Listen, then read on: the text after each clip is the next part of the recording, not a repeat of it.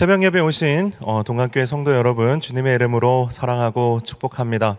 안타깝게도 여러 가지 또 어려운 상황으로 인해서 다시 당분간 온라인 예배로 성도님들을 만나게 되었습니다.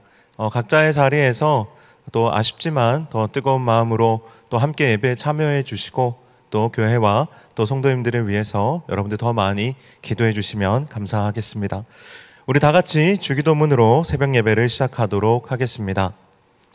하늘에 계신 우리 아버지, 아버지의 이름을 거룩하게 하시며 아버지의 나라가 오게 하시며 아버지의 뜻이 하늘에서와 같이 땅에서도 이루어지게 하소서. 오늘 우리에게 일용할 양식을 주시고 우리가 우리에게 잘못한 사람을 용서하여 준 것 같이 우리 죄를 용서하여 주시고 우리를 시험에 빠지지 않게 하시고 악에서 구하소서. 나라와 권능과 영광이 영원히 아버지의 것입니다. 아멘. 다 함께 찬송가 304장 그 크신 하나님의 사랑 함께 찬양하겠습니다. 그 크신 하나님의 사랑 말로 다 형용 못하네. 저 높고 높은 별을 넘어 이 낮고 낮은 땅 위에 죄범한 영혼 구하려 그 아들 보내사 화목제물 삼으시고 죄 용서하셨네. 괴로운 시절 지나가고 땅 위에 영화쇠할 때 주 믿지 않던 영혼들은 큰 소리 외쳐 울어도 주 믿는 성도들에게 큰 사랑 베푸사 우리의 죄 사했으니 그 은혜 잊을까.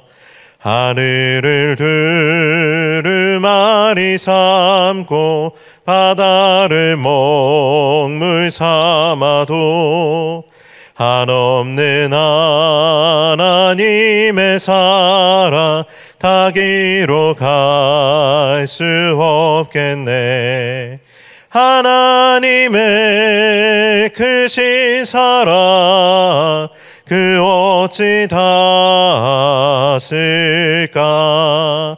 저 하늘 높이 쌓아도 채우지 못하리.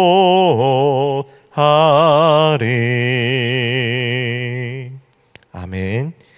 오늘 우리에게 주신 하나님의 말씀은 로마서 8장 31절부터 39절까지의 말씀입니다. 로마서 8장 31절부터 39절까지의 말씀을 제가 봉독하여 읽도록 하겠습니다.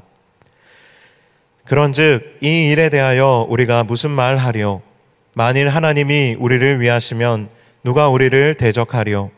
자기 아들을 아끼지 아니하시고 우리 모든 사람을 위하여 내주신 이가 어찌 그 아들과 함께 모든 것을 우리에게 주시지 아니하겠느냐? 누가 능히 하나님께서 택하신 자들을 고발하리요? 의롭다 하신 이는 하나님이시니 누가 정죄하리요? 죽으실 뿐 아니라 다시 살아나신 이는 그리스도 예수시니 그는 하나님 우편에 계신 자요 우리를 위하여 간구하시는 자시니라. 누가 우리를 그리스도의 사랑에서 끊으리요?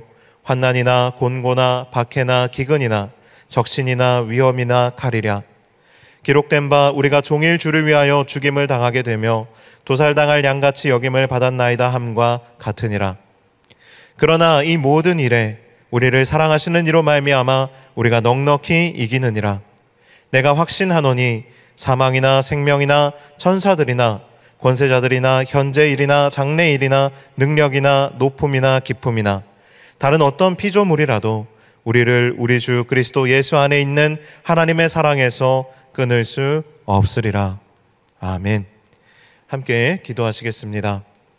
하나님, 오늘도 각자의 자리에서 또 이 새벽 예배의 자리를 지키며 하나님 앞에 나온 동광의 성도들을 기억하여 주시고, 또 각자의 시간에 각자의 자리에서 예배하며 하나님께 간절히 기도의 자리로 나아가는 또 하나님의 자녀들을 긍휼히 여기셔서 말씀을 통하여 은혜와 성령이 다시금 충만하여지게 하여 주시고, 믿음의 큰 확신을 가지고 기도로 하늘의 보좌를 움직이며 하나님의 뜻이 이 땅 가운데 이루어질 때까지 나아가는 우리 동강의 모든 성도들 되도록 주님 축복하여 주옵소서. 오늘 말씀 가운데 함께하여 주시기를 구하오며 예수님의 이름으로 기도하옵나이다. 아멘. 요즘 저는 빅터 프랭클이라는 사람의 죽음의 수용소에서라는 책을 읽고 있습니다. 이 책은요, 2차 세계대전 당시 수용소에서 살아남은 유태인 정신과 의사의 회고록에 해당하는 책입니다. 이 책을 읽다 보면 당시에 수용소에서 유태인들의 삶이 얼마나 비참했는지를 알 수가 있습니다. 조금이라도 아파 보이거나 부상을 입게 되면 그 사람은 즉시 가스실로 가게 되고 죽어서 화장을 당하게 됩니다. 그래서 사람들은 죽지 않기 위해서 어떻게라도 젊어 보이고 건강해 보이기 위해서 면도를 하고 유리로라도 부서진 유리 조각으로라도 면도를 하고 또 얼굴에 손을 부벼서 볼이 빨갛게 보이도록 건강해 보이도록 그렇게까지 하면서 하루하루를 살아갔습니다. 그렇게 하는 것도 하루 이틀이지 그 추위에 빵 한 조각으로 연명하면서 점점 죽어가는 거예요. 피하 지방이 얇아지고 계속 먹지 못해서 이제는 소화하는 몸의 음식물을 소화하는 장기가 몸에 있는 단백질들을 녹여내기 시작하면서 근육량이 없어지고 몸의 면역력이 떨어지면서 결국은 그렇게 죽어가게 되는 거죠. 그럼에도 불구하고 당시에 이 수용시설에서 유태인들이 자살하지 않은 것은 딱 한 가지 이유였답니다. 뭐냐 하면 이들이 완전히 절망했기 때문이라는 거예요. 이들이 이곳에서 어떻게 벗어날 수 있는 방법도 없고 이들이 이곳에서 더 이상 무언가 할 수 있는 것이 아무것도 없기 때문에 이들이 완전히 절망해 버렸기 때문에 그 전기철조망에 달려들어서 스스로의 목숨을 끊는 것까지도 그들은 포기했더라는 겁니다. 로마서 8장까지 우리가 묵상하면서 한 가지 깊이 공감되지 않는 부분들이 있습니다. 뭐냐면 왜 이 로마서는 우리를 죄의 종이라고 말하고 우리를 끝까지 사탄의 노예였다라고 말하는가입니다. 우리가 이런 질문을 하게 됩니다. 그래서 우리는 이렇게 이야기하죠. 맞습니다. 제가 죄인이라는 것은 인정합니다. 하지만 종이나 노예까지는 아니지 않습니까? 마치 세계대전 당시에 유태인들이 그 수용시설에 갇혀 있었던 것처럼 그렇게 비참한 삶을 살아갔던 것처럼 우리가 그 정도로 어떤 죄인이거나 그 정도로 우리가 잘못한 것은 아니지 않습니까? 우리가 죄인이긴 하지만 이제 마음 먹었으니 좀 착하게 살아보려고 합니다. 제발 믿어주십시오. 우리가 얼마든지 이렇게 우리 자신을 항변하고 또 이야기할 수 있습니다.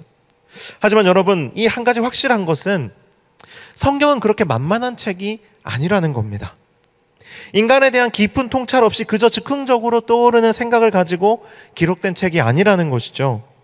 그렇다면 어떻게 성경을 권위 있다고 할 수가 있겠어요? 로마서는 우리 인간이 얼마나 죄인인지를 알고 그것에 대한 통찰을 가지고 쓰여진 책입니다. 성경은 거듭나지 않은 모든 사람들은 죄의 종이고 노예라고 말합니다. 이 말은 도대체 무슨 뜻이냐면 당시 유대인들이 어떠한 노력을 통해서도 그 수용시설에서 해방되거나 스스로 자유해질 수 없었던 것처럼 육신의 생각으로는 육신으로는 도저히 이길 수 없는 것이라는 거예요. 이 죄라는 것이. 육신의 생각으로는 절대로 죄를 이기고 그 죄로부터 해방될 수 없다라는 겁니다. 로마서 8장은요, 이런 우리를 위해서 하나님께서 자기 아들을 주셨다는 이야기를 하고 있습니다. 로마서는 8장에서 우리가 하나님의 양자가 되었다고 말합니다. 그래서 로마서 8장은 한 장의 양자 입영 증서와도 같습니다. 죄의 종이었고 사탄의 노예였으며 포로가 되어 수용소 생활을 하고 있는 우리를 하나님께서 데려와 입양하신 거예요. 여러분, 입양을 받게 되면, 입양이 되게 되면 어떤 일이 일어날까요? 먼저는 그의 신분의 변화가 일어납니다. 종이거나 노예였거나 포로였던 사람이 자유인이 되게 됩니다. 두 번째로는요, 모든 그 사람이 과거에 저질렀던 잘못들이 그 과거가 청산이 됩니다. 입양한 부모가 그 죄값을 대신 다 치르기 때문입니다. 세 번째로요, 양자됨을 통해서 그 양자가 된 사람은 자녀로서의 특권을, 권세를 갖게 됩니다. 우리도 하나님의 자녀가 됨으로 말미암아 성령의 도우심을 얻게 됩니다. 과거의 모든 과오가 청산되고 오히려 우리의 모든 그 어두웠던 과거들, 그 과거의 아픔과 상처들이 도리어 협력하여 선을 이루는 것을 경험하는 삶을 살게 됩니다. 마지막 네 번째로, 우리가 하나님의 양자가 되게 되면서 우리는 하나님의 모든 고난에 함께 동참하게 되지만 또한 동시에 하나님의 그 영광에도 참여하게 됩니다. 고난당하는 것은 싫지만 성경은 분명히 이렇게 말하고 있습니다. 18절 말씀에 현재 고난은 장차 우리에게 나타날 영광과 비교할 수 없도다. 이게 무슨 뜻일까요? 우리에게 있어서 가장 좋은 것은 아직 오지 않았다는 뜻입니다.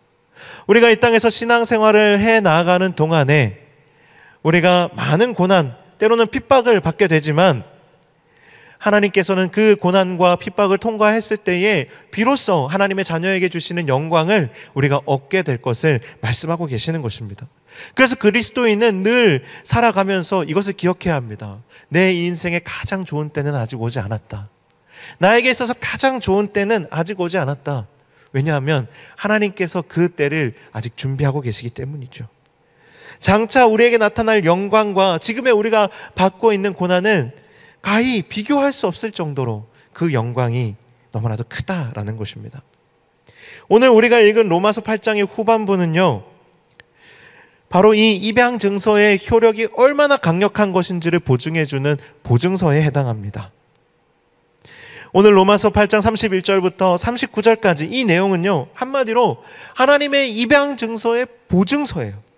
하나님이 어떤 마음으로 우리를 양자 삼으셨는지를 우리는 오늘 본문을 통해서 깨닫게 됩니다. 31절에서 34절을 보면 하나님께서 우리를 양자를 삼으심으로 인해서 이제 후로는 누구도 우리를 대적하거나 고발하거나 정죄할 수 없다고 말합니다. 왜냐하면 하나님께서 그 모든 죄값을 독생자 우리 주 예수 그리스도를 통해서 모두 다 지불하셨기 때문입니다. 그래서 35절을 보면 그 누구도 어떤 환난도 핍박도 굶주림도 헐벗음도 그 어떤 생명의 위협도 그리스도를 통한 하나님의 사랑에서 우리를 끊어낼 수 없다고 말합니다. 우리 중 그 누구라도 이런 어려움들을 당할 수는 있지만 그럼에도 불구하고 이렇게 강력한 고통들조차도 하나님의 우리를 향한 사랑을 막아설 수 없다는 거예요. 하나님의 사랑이 강력한 보증이 되어서 어떠한 시련이 우리에게 온다 할지라도 이 입양 증서는, 하나님이 사랑으로 쓰신 이 입양 증서는 깨어질 수 없다라는 것입니다.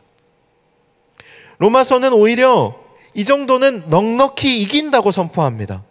더 나아가서 심지어 죽음도 생명도 천사들이나 하늘의 권세자들이나 현재 일이나 장래 일이나 능력이나 높음이나 깊음이나 다른 어떤 피조물이라도 그리스도 예수 안에 있는 하나님의 사랑에서 우리를 끊을 수는 없습니다. 우리가 이 본문을 해석할 때 쉽게 오해하게 되는 부분이 있습니다. 뭐냐면, 정말 나에게 이런 핍박이 온다면, 나에게 정말 이런 환난이 온다면, 나에게 정말 이런 굶주림이 온다면, 헐벗음이 온다면, 생명의 위협이 온다면, 죽음이 찾아온다면 내가 과연 하나님을 향한 나의 사랑을 지킬 수 있을까? 내가 스스로 하나님으로부터 떨어져 나가버리지 않을까? 우리는 이 본문을 읽고 묵상하면서 이런 고민과 걱정을 한단 말이죠. 하지만 그것은 이 로마서의 8장에 특별히 이 31절부터 39절까지를 기록하게 하신 하나님의 뜻을 우리가 온전히 이해하지 못하고 있는 것이에요. 하나님은 너희에게 이 하나님의 사랑을 배반해서는 안 된다라고 말씀하기 위해서 이것을 쓴 것이 아니라, 우리를 불안하게 하기 위해서 이것을 쓴 것이 아니라, 하나님이 앞서 언급하신 내가 너희를 나의 양자를 삼았다. 내가 할 수 있는 모든 것을 다해서 너희들을 나의 양자로 삼았다. 그렇기 때문에 이것은 절대 흔들릴 수 없다. 이것은 완벽하고 틀림없는 것이다. 절대로 불변하는 것이다. 사랑하는 여러분, 하나님은 이것을 우리에게 말씀하기 위해서 오늘 이 부분을 기록하셨다는 사실을 우리는 잊어서는 안 됩니다. 우리가 자꾸 착각하는 거예요. 이것은 우리가 지켜야 할 것들, 우리가 두려워해야 할 것들에 대한 목록이 아니고, 이런 일들이 있다 할지라도 하나님께서는 결코 우리를 붙잡은 그 손을 놓지 않으실 거라고 말씀하고 계시는 대목이라는 겁니다. 하나님의 사랑의 철저한 보증이 오늘 이 본문 안에 담겨 있는 것입니다. 그래서 우리는 오늘 이 본문을 읽을 때 복잡하게 생각해서는 안 됩니다. 단순해져야 합니다. 하나님은 이 말씀을 하는 거예요. 세상에 그 어떤 것도 너희를 향한 나의 사랑을 끊을 수 없다. 너희를 향한 나의 사랑은 넉넉하다. 넉넉히 이긴다. 너희를 향한 나의 사랑이 넉넉히 이긴다고 하나님은 우리에게 말씀하고 계시는 거예요. 이 말씀을 묵상할 때 여러분 각자 한 사람 한 사람을 향해서 말씀하시는 이 하나님의 크고 확실한 음성을 듣게 되시기를 축복합니다. 사랑하는 여러분, 얼마 전에 마션이라는 영화를 봤어요. 마션이라는 영화. 그 영화를 처음에 볼 때는 그냥 가까운 미래에 있을 법한 그런 이야기들이었어요. 그래서 그냥 재미있고 흥미롭게 봤습니다. 그 영화 내용이 어떤 거냐면요, 우주판 로빈슨 크루소라고 보시면 되세요. 로빈슨 크루소는요, 배가 난파되면서 무인도에 고립되지만 이 마션이라는 영화는요, 화성 탐사선의 일원이었던 마크 와트니가 사고로 화성에 남겨지게 된 이야기를 다룹니다. 로빈슨 크루소 이야기와 영화 마션의 결정적인 차이가 있어요. 뭐냐면 로빈슨 크루소는 우연히 또 무인도를 지나던 배를 통해서 로빈슨 크루소가 무인도를 탈출하게 됩니다. 하지만 영화 마션은 좀 다릅니다. 우연히 누가 지나가다가 화성에 홀로 남겨진, 그 먼 우주별에 남겨진 한 사람을 구해올 수는 없는 노릇이잖아요. 그 마크 와튼이라는 사람이 화성에 남겨진 것을 위성 사진을 통해서 발견하게 되면서 그때부터 정부와 또 관계기관과 전 세계가 기도하면서, 그리고 또 응원하면서, 그리고 모든 물질적인 자원들을 다 동원해서 이 한 사람을 구하기 위해서 최선을 다하는 것이 이 영화의 핵심적인 줄거리 내용입니다. 이 영화가 긴박감이 있고 재미가 있는 이유는 사실은 현실적으로는 일어날 수 없는 일이지만, 한 사람을 구하기 위해서 전 세계가 최선을 다하고 노력한다는 것이 현실적으로는 있을 수 없는 일이지만, 이 영화에서는 이 한 사람을 구하기 위해서 모든 수단과 방법을 다 동원하는 거예요. 거기에서부터 우리는 이 영화에 빠져들기 시작하는 겁니다. 영화를 보다 보면 바로 이 지점 때문에 긴장 속에서도 흥이 나고 힘이 나고 또 함께 주인공을 응원하게 됩니다. 사실은 오늘 본문도 이와 굉장히 비슷한 내용을 다루고 있는 거예요. 영화에서는 한 영혼을 구하기 위해서 천문학적인 돈을 씁니다. 하지만 오늘 이 본문에서는 하나님께서 우리 한 사람 한 사람을 구원하시기 위해서, 한 영혼을 구원하시기 위해서 자신의 무한하고 불변한 그 사랑을 보증으로 세우고 계십니다. 사랑하는 여러분, 하나님의 사랑을 의심하지 말고 하나님의 사랑을 확신하십시오. 이것이 하나님의 자녀인 그리스도인이 이 세상에서 승리하는 유일한 비결입니다. 죄에 대하여 승리할 수 있는 유일한 방법입니다. 하나님의 자녀로서 이 세상을 살아갈 수 있는 유일한 길입니다. 우리를 양자 삼으신, 우리를 위하여 모든 것을 내어주신 하나님의 그 큰 사랑의 보증, 이것이야말로 우리가 살아가는 이유요 또한 목적이 되어야 할 것입니다.